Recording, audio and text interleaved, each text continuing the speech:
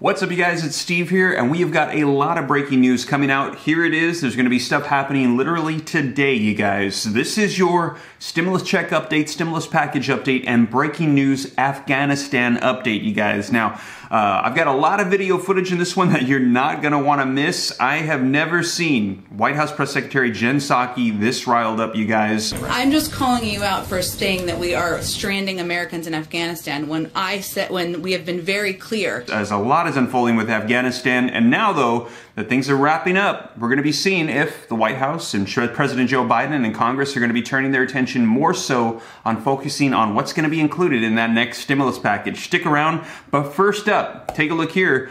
Afghanistan news. Biden to address the end of the war in Afghanistan. Taliban declares victory, you guys. Take a look here. The last U.S. troop leaves Afghanistan, ending the United States' longest war.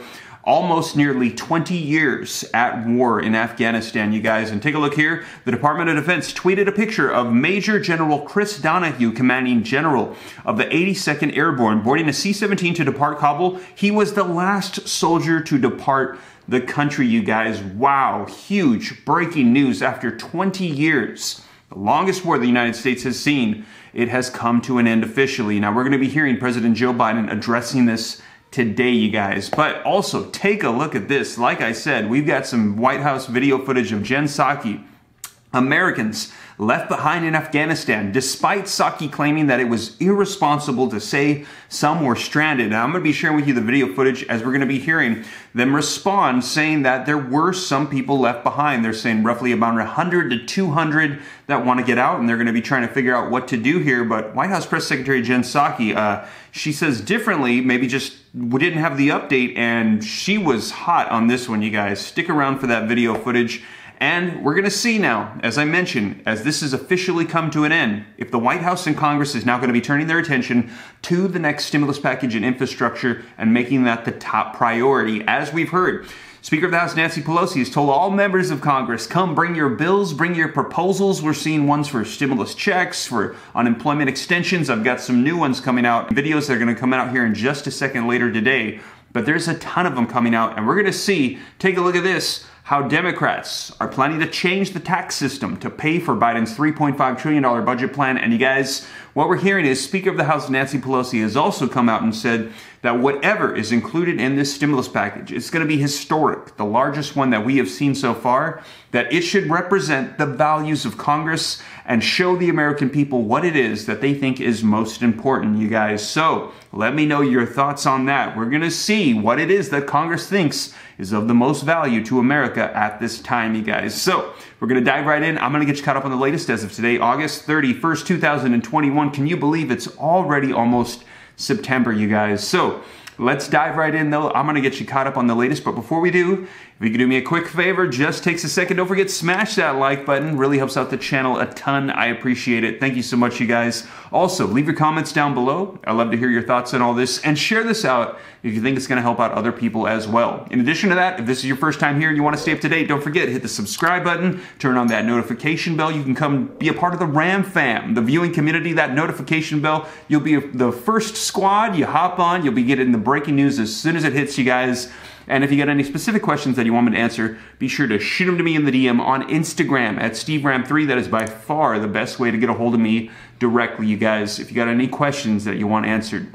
But with that being said, let's go ahead and dive right in. I've got video footage and articles, a ton of it. So let's go ahead and get started. All right, so first up, you guys, let's start off with some video footage that's going to be from Secretary of State Blinken, who's going to be discussing what's happening in Afghanistan and the way forward. And in this clip, you're going to be hearing, take a listen of what he says about the people that were left behind and the plans moving forward. Then right after that, I'm going to be sharing with you White House Press Secretary Jen Psaki discussing it, and she gets pretty riled up, you guys. Let me know your thoughts, and let me know, do you think that their words align, or do you think there's some sort of miscommunication, misinformation there? Let me know your thoughts down below. Then right after that, I'm going to let you know about the schedule for President Joe Biden to discuss what's going to be happening with Afghanistan, and then also what's going to be happening with Congress and stimulus. So let's go ahead and take a look at this video footage.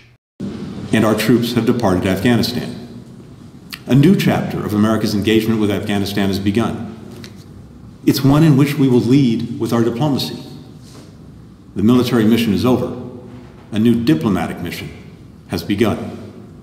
So here's our plan for the days and weeks ahead. First, we built a new team to help lead this new mission. As of today, we've suspended our diplomatic presence in Kabul and transferred our operations to Doha, Qatar, which will soon be formally notified to Congress.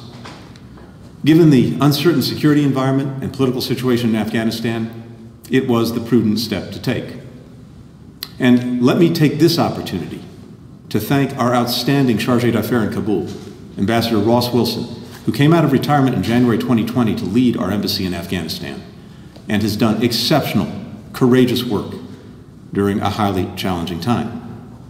For the time being, we will use this post in Doha to manage our diplomacy with Afghanistan, including consular affairs, administering humanitarian assistance, and working with allies, partners, and regional and international stakeholders to coordinate our engagement and messaging to the Taliban. Our team there will be led by Ian McCarry, who served as our Deputy Chief of Mission in Afghanistan for this past year. No one's better prepared to do the job. Second, we will continue our relentless efforts to help Americans, foreign nationals, and Afghans leave Afghanistan if they choose. Let me talk briefly about the Americans who remain in Afghanistan. We made extraordinary efforts to give Americans every opportunity to depart the country, in many cases talking and sometimes walking them into the airport. Of those who self-identified as Americans in Afghanistan who are considering leaving the country, we've thus far received confirmation that about 6,000 have been evacuated or otherwise departed. This number will likely continue to grow as our outreach and arrivals continue. We believe there are still a small number of Americans, under 200 and likely closer to 100, who remain in Afghanistan and want to leave. We're trying to determine exactly how many. We're going through manifests and calling and texting through our lists, and we'll have more details to share as soon as possible. Part of the challenge with fixing a precise number is that there are long-time residents of Afghanistan who have American passports and who are trying to determine whether or not they wanted to leave. Many are dual citizen Americans with deep roots and extended families in Afghanistan who've resided there for many years. For many, it's a painful choice.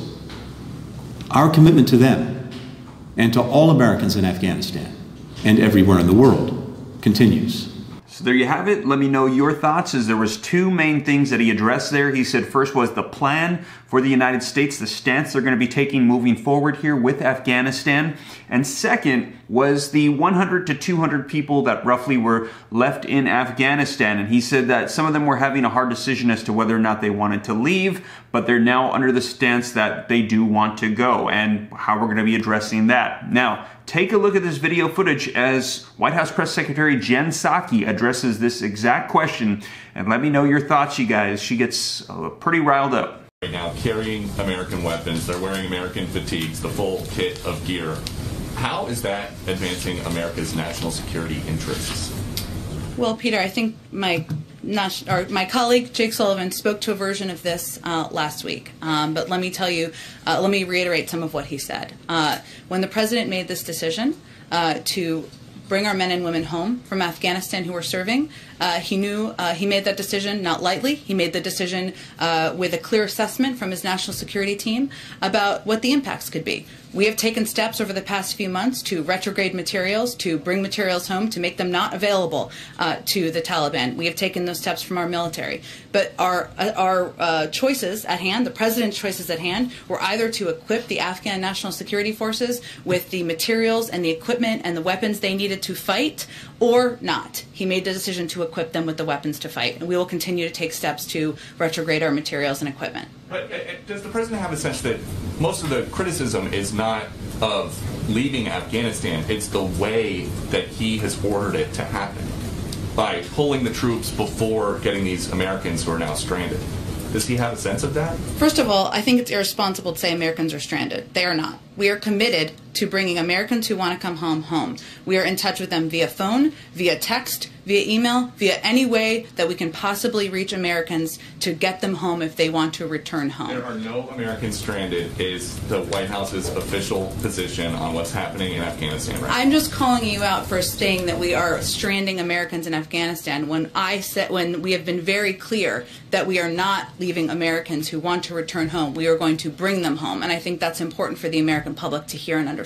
Okay, and then following up on what somebody asked, Jake, the president likes to say America is back, but his policies have Americans getting beat up by the Taliban and Afghans handing babies over barbed wire fences. Is that what he meant when he said America is back? What the president meant is that we are going to continue to lead in the world, including being the leaders in evacuating not just our Afghan partners, not just American citizens, but now also our allies. And we have done that by evacuating approximately 42,000 people over the last month. That is Americans leading. That is our men and women in our military leading on the ground, securing the airport after the Afghans fled and didn't secure the airport, and ensuring that we are taking care of our partners as we promised to.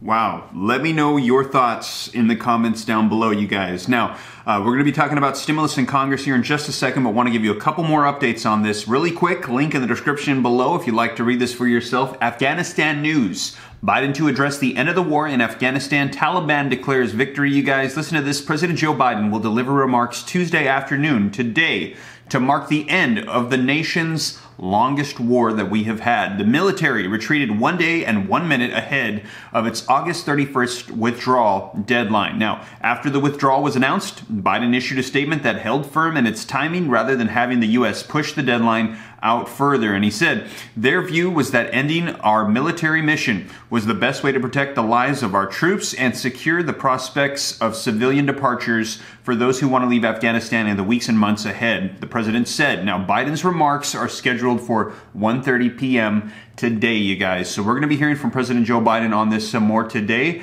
And the last U.S. troops leave Afghanistan, ending the United States' longest war after nearly 20 years, you guys. Now, look at this. Tonight's withdrawal signifies the end of the military component of the evacuation, but also the end of a nearly 20-year mission that began in Afghanistan shortly after September 11, 2001. It's a mission that brought Osama bin Laden to a just end, along with many of his al-Qaeda co-conspirators. Now, it was not a cheap mission. The cost was at 2,461 U.S. service members and civilians and more than 20,000 injured. Now, sadly, that included the 13 U.S. service members who were killed last week by an ISIS-K suicide bomber. Truly tragic and sad, and our hearts, our thoughts and prayers go out to the families of those that were lost last week and to all those that have served. Thank you so much for your service. They paid the ultimate sacrifice. I know nothing can bring them back, but we just want to say thank you. I know all of us stand together as Americans that want to say thank you, and our hearts go out to you at this time. Now, you guys, for stimulus and infrastructure, we're going to be seeing President Joe Biden, the White House, Congress, all of them focusing their attention now on the infrastructure and stimulus package. And link in the description below how Democrats are planning to change the tax system to pay for Biden's $3.5 trillion budget plan. And as I've reported to you in the past, we're hearing that they're planning on increasing taxes on corporations and to the wealthiest Americans that make over $400,000 a year, you guys. Now, take a look at this. Democrats in Congress have just 1 month to hammer out the details of President Joe Biden's $3.5 trillion budget resolution, the key to what he's calling his human infrastructure plan, essentially, you guys, the next stimulus package. Now, in order to attach it to an upcoming vote on the $1.2 trillion bipartisan infrastructure bill. Now, you guys, this is the infrastructure package. There's two parts. The first is that $1 trillion for roads, bridges, and highways. The second part is $3.5 trillion for stimulus. They're tying them together and they're going to pass them through at the same time to ensure that we have infrastructure and stimulus, because right now Congress is really divided, and the only way that they're both going to get what they want is for them both to agree to pass both parts, even though they might not agree with one part, but they do with the other, you guys. So reading on, it says, working with their counterpart in the Senate, they'll race to forge deals between progressives and centrist Democrats. And just to clarify, you guys, this is not Democrats fighting with Republicans. This is Democrats fighting with Democrats. Progressives and centrists, progressives that want to do a lot of spending. They want to provide a lot of provisions. And then centrists or moderates that are saying, no, we're spending way too much. We got to tone it down a bit, you guys. Now it says that these two groups, in order for them to allocate new spending for Medicare and Medicaid and expansions, they also want to provide drug price reductions, green energy subsidies, child care subsidies, and child tax credits, and paid family leave. Creating a plan that pleases all factions of the party will be crucial, as the resolution will require Democratic senators to sign on in order to even narrowly pass, you guys. And right now what we're hearing is in the Senate, as you know, in order to pass a bill, it takes 60 of the 100 senators to vote in favor. Well, they don't have that because right now the Senate is split 50 Republicans, 50 Democrats. No Republicans are going to support it, so they've only got 50 votes, so they have to use this budget resolution process, reconciliation, and in order to do that, they need a majority vote. So all 50 senators, every single Democratic senator, has to vote in favor of it, and they've got to get progressives and moderates on board to vote yes. And then the tie-breaking vote will be from the sitting Vice President, Kamala Harris. And then in the House, they have the slimmest of majority as well, as I think they only have it by 3 seats, you guys. So in other words, they have to get every single Democrat on board, and they can only afford to lose 3 of them to get it passed in the House as well. So right now, they are trying to all unify and come together to get the next stimulus package passed. Now, and we're going to hear from President Joe Biden, Speaker of the House Nancy Pelosi, and see everything that's unfolded in just the past week with this reconciliation process for the next stimulus package. And we're going to be hearing them say that this is going to be signifying the values of Congress and what they believe the American people need at this time. Let's go ahead and take a look. On this vote, the yeas are 220, the nays are 212. The resolution is adopted. Without objection, the motion to reconsider is laid on the table. Today, the House of Representatives has taken a significant step toward making a historic investment that's going to transform America, cut taxes for working families, and position the American economy for long-term growth. The bottom line is, in my view, we're a step closer to truly investing in the American people, positioning our economy for long-term growth, and building an America that outcompetes the rest of the world. My goal is to build an economy from the bottom up and the middle out, not just the top down. And that's what we're on our way of doing. Look, I want to thank Speaker Pelosi, who was masterful in her leadership on this, and Leader Hoyer and Whip Clyburn and Chairman DeFazio, the entire House leadership team, for the hard work, dedication, and determination to bring people together so we can make a difference in people's lives. A national budget should be a statement of our national values. What is important to us as a nation should be reflected in our budget. And this will be the case. So there you guys have it. Let me know your thoughts in the comments down below. A lot happening right now, a lot of breaking news. I'll be sure to keep you guys up to date. And as always, thank you so much for joining me here on the channel. If you made it this far and you haven't already, don't forget to smash that like button. Just takes a second, really helps me out a ton. Like I said, I'll be sure to keep you guys up to date. And if this is your first time here and you want to stay up to date, don't forget, hit the subscribe button, turn on that notification bell. You can come join the Ram fam, the viewing community. I'll keep you up to date. And if you got any specific questions that you want me to answer, be sure to shoot them to me in the DM on Instagram at SteveRam3, you guys. But with that being said, I hope this reaches you well. Remember, regular uploads 3 p.m. Pacific Standard Time, Monday through Friday, and also random uploads throughout the day as news breaks, you guys. But again, hope this reaches you well, and I'll catch you in the next one. Take care. God bless. This is Steve.